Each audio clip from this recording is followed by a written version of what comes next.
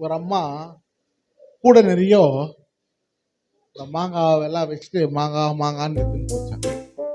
அந்த கிராமத்துல வித்து பக்கத்து கிராமத்துக்கு போனோம். நடந்தே போயிட்டு இருக்கும்போது ஒரு மாட்டு வண்டி வந்துட்டான்.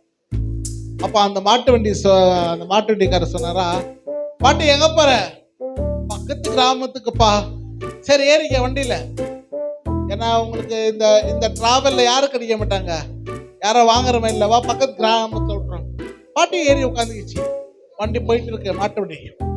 சரி, இந்த ஓட்டுநரும் ரொம்ப தூரம் போயிட்ட பிறகு இப்படி திரும்பி பார்த்தா பாட்டி வண்டியில ஏறி உட்கார்ந்து இருக்கு. ஆனா தலையில என்ன வச்சிருக்கு? கூட வச்சு ஏக்குது. சொன்னாரா, பாட்டி என்ன பண்ற நீ? கூட இறக்கி வை. இல்லப்பா, மாடு என்னதான் சுமக்கும், கூடவா சுமக்கும்? ரொம்ப பாரமான கூடப்பா, பாவப்பா, அந்த மாடுக்கு ரொம்ப வெயிட் ஆயிடும்ப்பா. நான் சொல்ல, மாட்டு வண்டியில ஏறின உடனே அந்த கூட பாரமும் எங்க போயிடுச்சு, வண்டியில ஏறிடுச்சு. ஆனா என்ன பண்ணல பாட்டி?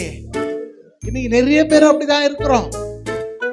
நம்ம பாரத்தை என்ன பண்றது இல்ல, இறக்கி வைக்கிறது இல்ல. இன்னும் நம்ம சுமந்து கொண்டு இருக்கிறோம். பாட்டி போல அந்த மாட்டு வண்டியில ஏறி உட்கார்ந்து இந்த பாட்டி போல நம்மள என்ன பண்றோம்?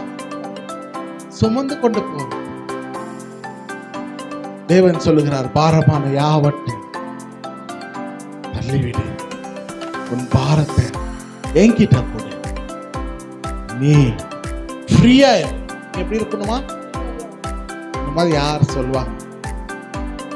பெத்த தாய் தகப்பன் கூட சொல்ல மாட்டாங்க. சொல்லு, நான் பார்த்துக்கிறேன், எவ்வளோ ஆச்சு, நீ ஃப்ரீயா இரு. யார் சொல்றாங்க? சொல்ல நம்மளுக்கு யாரும் இல்லை, யாருமே இல்லை. ஆனா நம்மள ஒருத்தர் சொல்லுகிறார், நீ ஃப்ரீயா இரு, உன் பாரத்தெல்லாம் என் மேல இருக்கவே, நான் பார்த்து கொள்றேன், நீ எப்படி இரு, ஃப்ரீயா இரு. ஹல்லேலூயா.